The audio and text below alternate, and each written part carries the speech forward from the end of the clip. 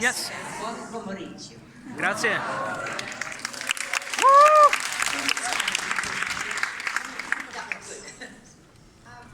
Conversation with Julie Andrews is very daunting because she's so many things. She's an actress, she's a singer, she's a writer, she's an activist. So I decided to narrow this around the same time frame of her new wonderful book, which is called Homework. And it's co-written with her daughter, Emma Walton Hamilton, who's sitting right there. In the middle.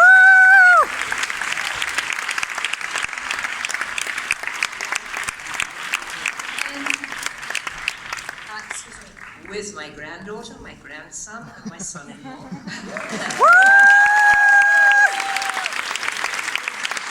And many friends. And the movie, it's framed, it goes from, it's in Hollywood years, so it covers from Mary Poppins to the, to that's life. So I think we're gonna have to start with Poppins and the day that Walt Disney walked into your dressing room. She was already very well known on Broadway. She had done My Fair Lady, and she was on Camelot. And Walt Disney walked into her dressing room, and what happened? Well, I thought he was coming to say he enjoyed the show or something, but he said, would I be interested in coming to Hollywood to hear the songs and see what he was doing for a new film, Mary Poppins? And I said, oh, Mr. Disney, I would love to, but I'm pregnant. I'm 3 months pregnant. And he said, that's okay, we'll wait.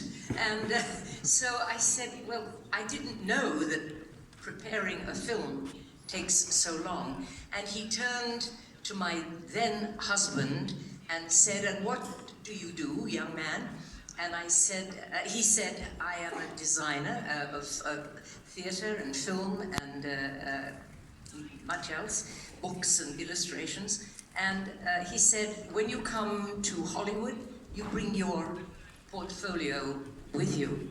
And the minute he saw my husband's designs, not Blake Edwards, but the first husband, he said, you will do all the designs for the movie, the costumes, and most of the sets.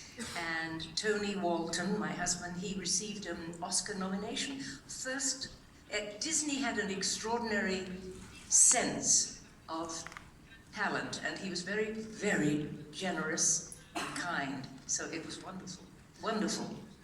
Mary Poppins was a very, very advanced film for its time. For its time, yes. It was a mix of animation and real life. And can you talk a little bit about what those challenges? Because in those days, they didn't have all the extra bells and whistles that they have now on for film and for animation and live action mix. So the amazing thing today is that even now, you do not see a single crack in Mary Poppins. You cannot see the flying wires, you cannot see how the tricks are done.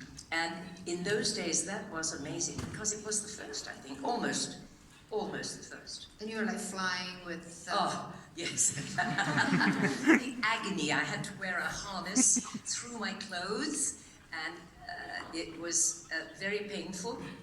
And they saved all my very difficult flying for the end of the movie, in case I had an accident, which didn't matter after that. And so one day when I was hanging way up high, waiting, I felt my wire go maybe 1 foot drop, and I got very nervous because it was the end of the film.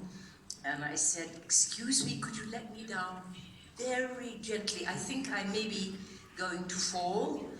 Right, let her down very easy. Wires go up here all the way to the back to the man controlling the wires. And let her down easy, Joe, gently, gently. And I dropped like a ton of bricks to the ground.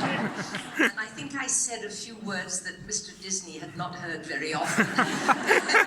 But I was fine, thank God, because there was a balancing equipment as well. Mary Poppins is still, to this day, one of your most iconic characters, and I'm wondering, how did you find her body language, her walk, her... A little bit Two things. First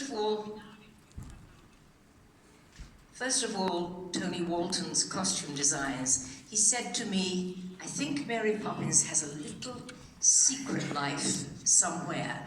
And if you look inside the lining of her jackets or the petticoats of her skirts, they are many colors and quite pretty. Everything outside is very formal, but everything inside is a little bit bright and wicked. And even the daisy in her hat is just a little bit sparkling, and it gave me the idea that she did have a secret life altogether, that she had another personality which was a little more playful and fun. And